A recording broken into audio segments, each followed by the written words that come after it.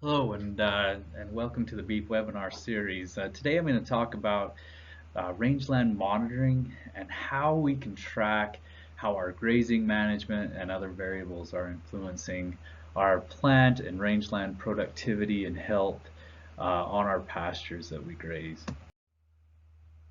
So a definition of grazing management is the manipulation of an animal grazing to achieve a desired result based on animal, plant, land, or economic responses. Now, our objectives and our goals should include all these variables, but we're looking for a win-win situation where that we can have all these work together for the benefit and of the responses for all these variables. Now, rangelands are socially ecological systems.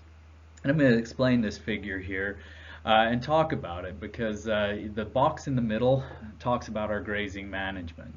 But then we look at this in the context of greater systems that are out there. And so on the blue side, or the local ecosystem side of that livestock grazing box, we see variables that affect it too, which are species composition, if we've had plant or animal invasions, the topography, the climate and weather. And then the larger global ecosystem also has some effects on that. So things like climate change, carbon and nitrogen fixation, as well as weather. Think of El Nino and La Nina patterns that come from currents in the Pacific have a regional effect on our drought and wet years here in the Midwest. Now, if we go on the other side, these local and global social systems all play into our natural resource management as well. And these include locally land use patterns, our landowner goals, social norms, microeconomics, and then thinking larger, we're talking commodity markets, international trade, the policies, national governance, among other things. And so when we think about this in that holistic concept, we have to take all those things into account on how we manage our livestock grazing. Now it comes together in these four different areas. And these are the species and kind, and a lot of times that goes from the objectives on the ranch, whether you want to raise cow, calf, or bison, or sheep or goats. It's really kind of objective based in that aspect. The number is one of the most important things that we can evaluate for, because we need to make sure that we're matching that forage supply with our forage demand, which is often variable by year. And I'll show a little bit more information on that. So our spatial pattern, spatial grazing distribution is often what is the thing we look at most. And so topography, distance to water, our fence, our pasture sizes, number of animals play into that. All those things are really important for how animals distribute and utilize an area. And then our temporal patterns, which are often tied into our grazing strategy, which includes when we're grazing, the season or the time of grazing, how quickly we're rotating through some of our pastures, and then how much time we're allowing those plants to recover following grazing. So this is an adaptive management framework, which is similar to a holistic management framework in that it's a systematic type approach where you try to take in all these different variables and to come to solutions on a problem. So it's identifying objectives, you estimate outcomes, you evaluate trade-offs, you make a decision, then you implement, and then you monitor. And so monitoring is really what I'm going to try to focus on most here today. And so plant production, we clip a lot of these grazing exclosures, and we make ours. They're a 4 foot by 4 foot hog panel, 8 foot hog panel that we just bend it in half and attach it to two steel posts. And then we go out every spring and we move those over 1 to 2 meters in kind of a systematic direction that then we capture grazing that occurred that following year. We lay down a 1/4 meter square frame within these exclosures, and we clip all biomass at ground level. We separate that biomass into plant functional groups, get it to a dry matter, and I think this provides a very valuable data set at the university ranches. But it is time consuming. Yeah, we send out a lot of undergrad and graduate students to do a lot of this work, and it takes several days often. You know, in some of the ranches we have 60 plus quadrats that have to be clipped. So it's time consuming. You need a lot of them to get a really good estimate to measure across variability, but it's really excellent data. And so this is at the Barter Brothers Ranch, which is south of Bassett, Nebraska, that shows the last 20 years of biomass production by functional groups. And so the 75%, the 125% are couched around the average, which is the line there, right about 1900 pounds per acre. And this kind of highlights really high production years and lower production years. So in the last 20 years, we've seen 5 years that we're at that 75% or less of average, which were our drought years, and would probably have required that there was some measure of either taking cattle off the range or overgrazing the range. Now, from this data, we're able to make some estimates on what's the appropriate stocking rate that we have out there. And so we often term this the harvest efficiency, which is the total amount of vegetation ingested by cattle. And so a conservative estimate is a 25% harvest efficiency, where you consume 25%, 25% is given to wildlife, trampling, anything else, and then 50% of that plant biomass is left for that plant vigor and health. Now, if you have a specialized grazing strategy, your improved distribution, higher stock densities, oftentimes you can go up in that harvest efficiency to 30%, 35%, some cases maybe a little bit more.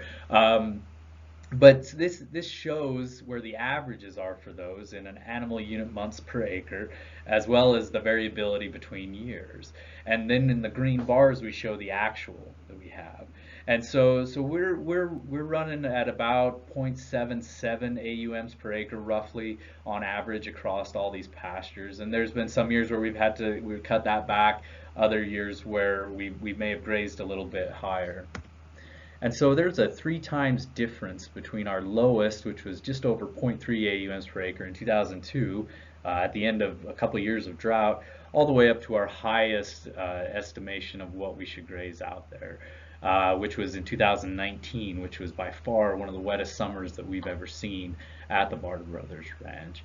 And so, you know, we manage for a certain target, but some years we're above and some years we're below. And so in these really wet years, I oftentimes think about that as a deposit, that we may not be grazing, we may be grazing below what we could be as far as that harvest efficiency, but I think we're adding and offering some recovery of those plant species, because in some years we pull withdrawals. You know, and this is 2012 and even in 2017. We were above that estimated 25% harvest efficiency, and as you can see in 2013, we had to drop our numbers to account for that little bit heavier grazing in a drought year, so that we could benefit and improve recovery. Now, in addition, is this kind of universal average of what our biomass production is, we also see that there's a lot of variability across our pastures spatially in the sandhills. There's a lot of topographic variance in the sandhills. And so we've measured that as well. And at the Barter Brothers Ranch, this is what we're seeing is these interdunal swells have about 2,390 pounds per acre is what we're seeing on them. And then on the uplands, we see about 1,630 pounds per acre on average. And so this has a big influence on how cattle utilize this area. But also, if we're measuring this, we can over or underestimate how much biomass is out there by how much area is contributing to these interdunal swells. And this has an influence on cattle grazing patterns. And we've had quite a number of studies and data sets where we put GPS collars on cattle, where we've tracked them over several months to see some of these areas and how they graze and utilize. And so we've found that there are definitely areas around water. A lot of these lowland topographic positions tend to get utilized to a higher extent than some of our slopes and dune tops. And so that plays into this as well, because we're going to see heavier grazing on some of these lowlands and flat plains than we are on our hills. And that's going to affect some of our species composition if every year we see that heavy grazing on these preferred spots.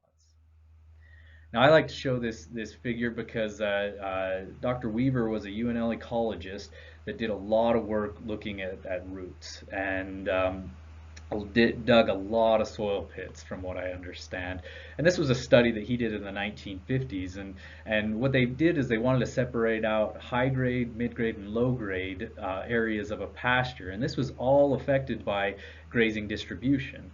In areas that were grazed heavy, it was these preferred areas, but areas on a certain side of the pasture that didn't get grazed very much, it was the high grade pasture. So there was an intermix of these different grades of pasture. And then they dug up these plants. These are little blue stem plants. And as you look from the left to right there, the one plant with the fewest amount of roots, that's in the low grade pasture, and the plant that the most is in the high grade pasture. And so this has an influence. Grazing distribution has a key influence, and we can fix that by our pasture sizes and where we're putting our pastures, by water locations, and also by some of our stocking density and time within the pasture. So timing has an effect on our plant health. And so this is a study that we looked at in a 4 pasture deferred rotation. So that table at the bottom there shows the 4 pastures, this A, B, C, and D that we rotated through cattle through at a moderate stocking rate, about 0.75 or so AUMs per acre. And we did this over several years, and every year we would go into the pasture in mid-June and we would collect the biomass from those exclosures. And so basically what we're doing is we're capturing the time of grazing in the previous year on the forage production in the subsequent year. And what we found is that grazing early and also maybe grazing later in the growing season had less of an effect on that warm season grass plant production in mid-June compared to if we grazed it right in the middle. So that especially that mid-July through August seemed to be a detrimental time to graze on that subsequent year warm season grass plant production and getting it started and getting growth moving. And so this ties in with other research that was conducted in the sandhills in the late 90s, where they looked at time of defoliation effect on sand bluestem roots. And so this figure that shows the percent of the non-defoliated plants, this is the amount of roots that are in these different levels of soil based on a plant that was not defoliated. And so we see that if you grazed or defoliated a plant, a sand bluestem plant in June and August, that at 30 to 40 centimeters root depth, there was only about 46% of the root biomass compared to what was there in a non-defoliated plant. And so June double defoliations during the growing season really seem to have a negative effect on that root biomass. We also see that in total root length on this other figure, which shows that the June and August was the lowest total root length compared to other times of defoliation, as well as that October, especially that October defoliation.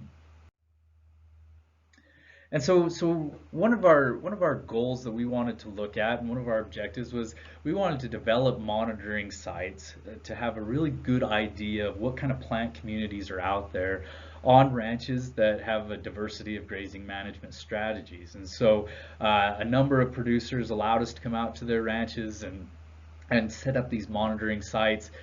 We also set this up at the Goodmanson Sandhills Lab and other locations, and we separated this by ranches in the western part of the Sandhills and also ranches in the central part of the Sandhills. And we're moving east, and we're hoping to get a few more ranches in the eastern part of the Sandhills next summer. Kind of got held up a little bit with COVID this year. But the objective of this is to develop a better understanding of sandhill plant communities on ranches with diverse management strategies. And this is accomplished through funding we got through the Grazing Lands team with the NRCS and the UNL Beef Systems Initiative. And so the way we set up these monitoring sites, we used a structure of monitoring that was developed and used at with the University of Arizona Cooperative Extension, and I think it allowed us to collect a lot of different variables. And so we start out by taking a photo point like you see here, and then we have this monitoring frame.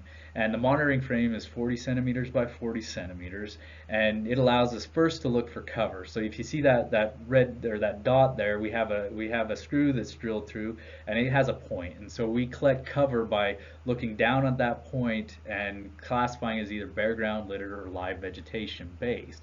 And so this is a way that we can measure how much bare ground is out there, how much litter is out there. And so we read that, and then we take another step and we lay the frame down, and we do a number of steps at each location. So we get about 100 of these quadrats per pasture. The next thing we do is look for frequency of occurrence. Now, frequency of occurrence is measured by presence or absence of the different species. So we look in that 40 centimeter by 40 centimeter frame, and we list all the plant species that we see in there. And so as we lay this down 100 times, if we see, let's say, a sand bluestem plant in 20 of them, that would mean the frequency of occurrence of sand bluestem would be 20% for that pasture. And then if we come back the next year, we do the same thing over and over, so we can see shifts in that plant community, whether it's going down in frequency of occurrence or going up. And it's a measure of saying we laid a grid across that whole pasture on all the sand's ecological sites that we would see sand bluestem in 20% of those grid cells. The next thing we do is estimate dry weight rank, and dry weight rank is an estimation, a visual estimation where you rank the top 3 plant species in that frame, in every frame that we set down, and it gives an estimation of what plant species are contributing to that total amount of biomass. And so after several of these frames are laid down, we come away with a percentage of how much a certain species is contributing to the total biomass. In 2020, we also took a number of soil cores, which we sent for a number of different tests, looking at organic matter, some of the other chemical tests. We also did some phospholipid tests where we're looking at microbial biomass within the soil at all these different sites. And our goal is to tie in the vegetation and all these other measures with what our soil health should look like, because it's really important to see what's going on below the soil and understand that. Now, we've got 2 years of data now. We are continually updating this data and have it on a website. If you search for UNL Beef Watch article titled "What Should My Pastures Look Like?", it'll take you to this website, and you can see some of the data in real time. I'm going to go through a little bit of it here. So this is percent cover. And this is what we're getting from the ranches. And so this is a box and whisker plot. It shows the variability that we see in all the sites. The X is the average. And so in the western ranches, in the western sandhills, we were seeing an average across all our sites we went to somewhere in the neighborhood of 65% litter, in the neighborhood of 20 to 25% bare ground, and then with a live plant that we hit the base of, we were about 15 or so percent. We saw somewhat similar results on average in our central ranches, and this is just in 2009, but about 65 to 70% litter, 15 or so percent bare ground, and roughly 15% basal live vegetation on average. And so this is what we're starting to tie together, is looking at some of these different plant communities at different levels of bare ground. So these are 2 different sites. One, as you can see, is a 9% bare ground, and then the other one is much higher percent bare ground at 42%. And so we're hoping to kind of develop this library of different sites and locations that we can compare to in terms of what do your pastures look like on average across the larger size. Now this is the dry weight rank, and again these estimates are based on the approximate total biomass of all the plants that are out there. Again, it's a somewhat semi-qualitative assessment because we are assigning rank But visually, I think it comes out pretty well into what we're seeing out there on the rangeland. So in the western Sandhills ranches, again, quite a lot of variability between the sites. We have 36 different sites here. But on average, so that X, we see that sand bluestem, prairie sandreed are our most important plants out there for our biomass production. And then there's several that have a lesser component, the sandropsy, needle and thread, blue grama, prairie June grass. Some of these other ones are also there in the biomass, but they're a lesser component of that total biomass we're seeing at the site. One of the things that we really saw changed as we went from western sandhills to central sandhills was the amount of little bluestem in the total biomass. And it became quite apparent as we got out there and started looking around and collecting this data. But at the central ranches, little bluestem accounted for on average about 35% of the total biomass, where we saw very little of that in the western ranches. Another species that became prevalent is Scribner's rosette grass, or Scribner's panicum, where at some of the sites, as you can see, those dots are outliers, but at some of the sites we had quite a lot of that Scribner's rosette grass that's out there.